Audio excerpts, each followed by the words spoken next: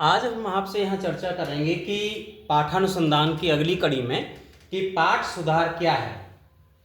इससे पहले हमने चर्चा की थी, एक बार आपको पुनः याद दिला दें। हम बातचीत कर चुके थे लिपि के विकास की अवस्थाओं के संबंध में कि लिपि का विकास कहाँ कहाँ से होकर गुजरता है। चित्रलिपि, भावलिपि, मध्यवर्ती लिपि, ध्वनि लिपि और अक्षरात्मक लिपि, वर्णात्मक लिपि। अब हम बातचीत आपसे करेंगे यहाँ पाठ सुधार।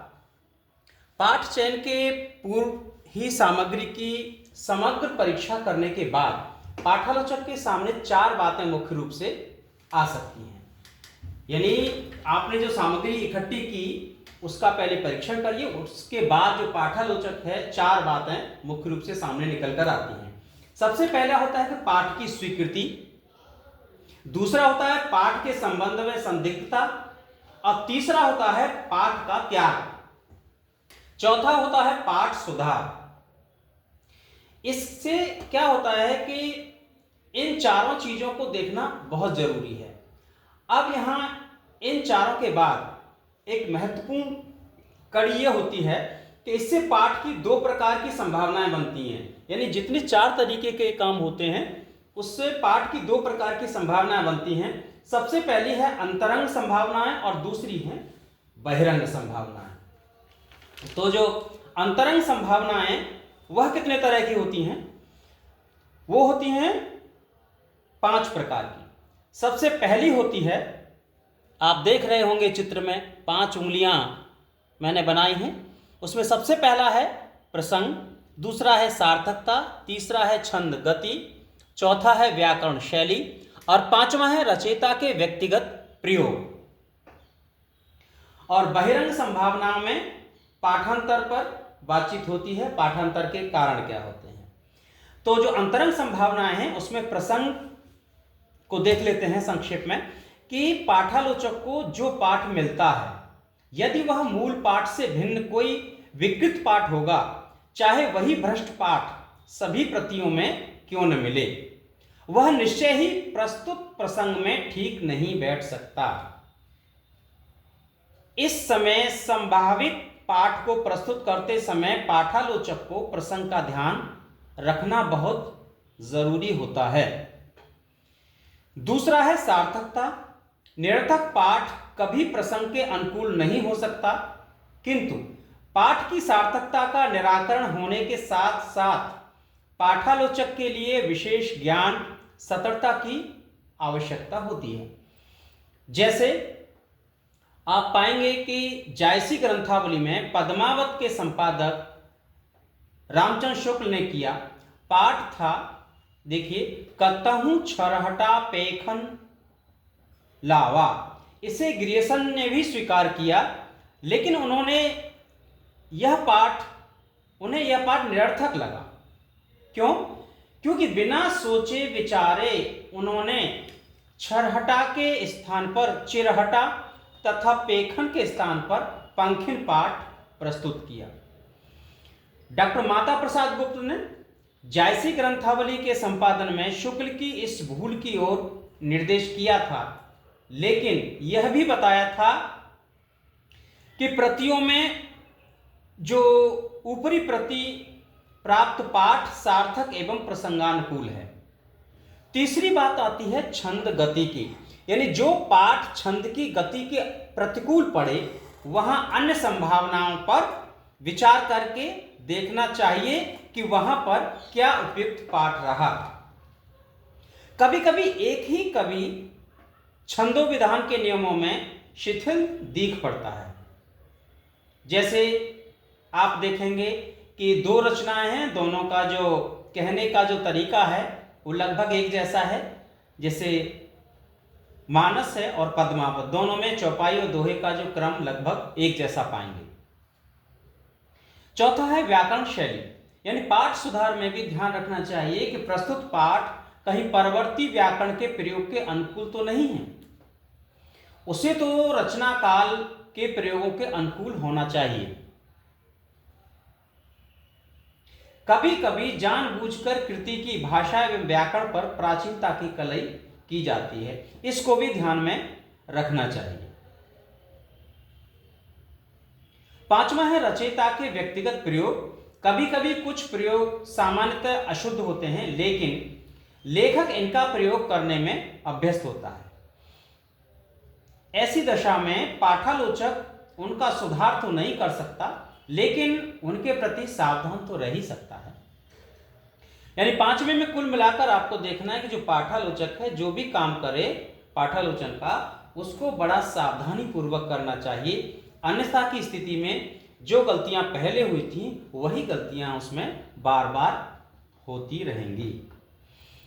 दूसरा भाग है इसका बहिरंग संभावनाएं। पाठ सुधार वही प्रस्तुत किया जा सकता है जहां प्रस्तुत किया जाने वाला पाठ अंतरंग तथा बहिरंग दोनों संभावनाओं के अनुकूल पड़ता है। यानी दोनों संभावनाएं उसमें होनी चाहिए, अंतरंग भी और बहिरंग भी। कोई पाठ अंतरंग संभावना से उपयुक्त हो किंतु उसकी बहिरंग संभावना की कोई संगति न मिले, तो उसे सुधार पाठ के रूप में नहीं प्रस्तुत किया जा सकता।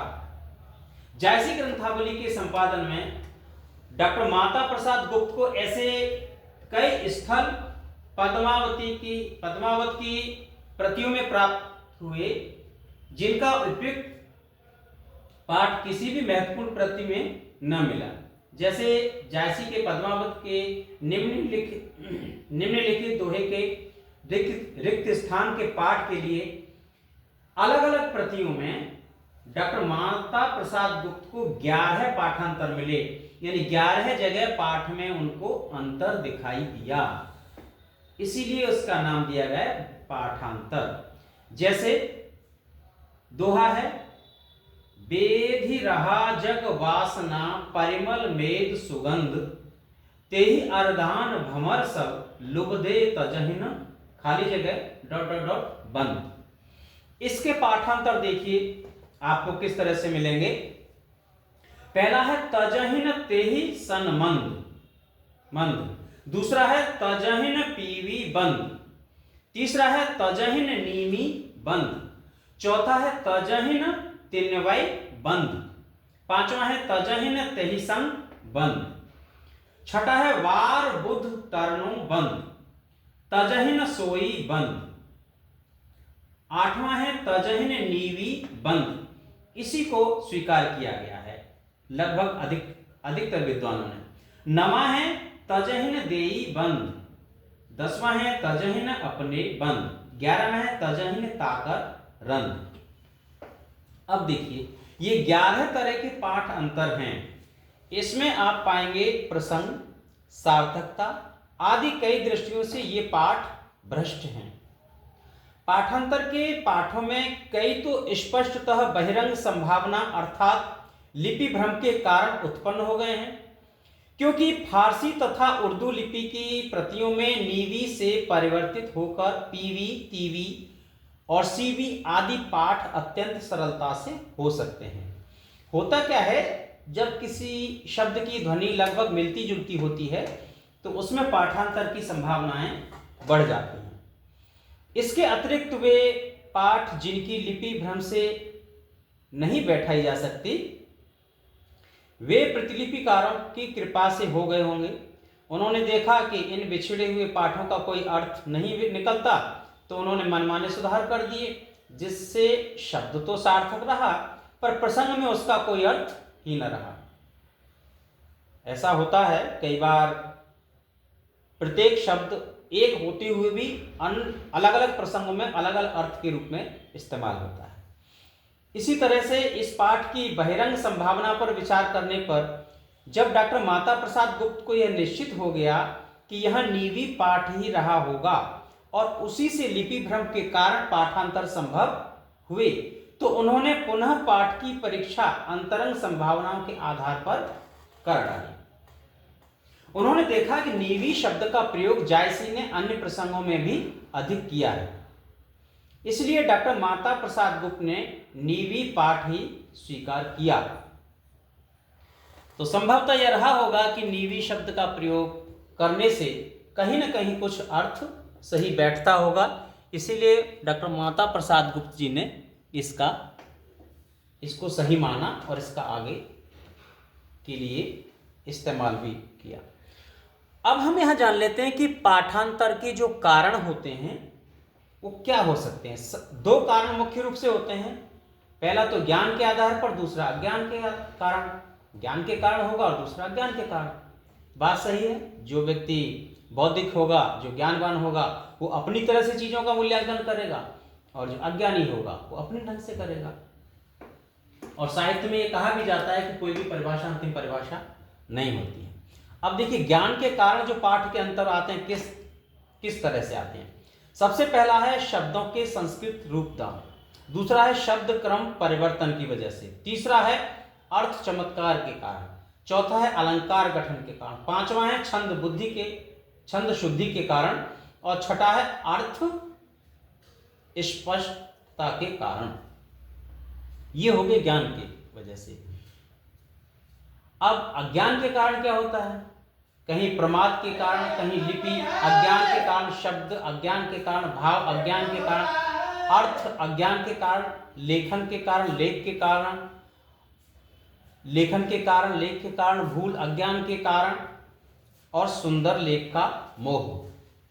तो आपने देखा कि पाठांतर के जो दो कारण थे, दो में से किस तरह से एक के बाद एक वह प्रयुक्त होते गए।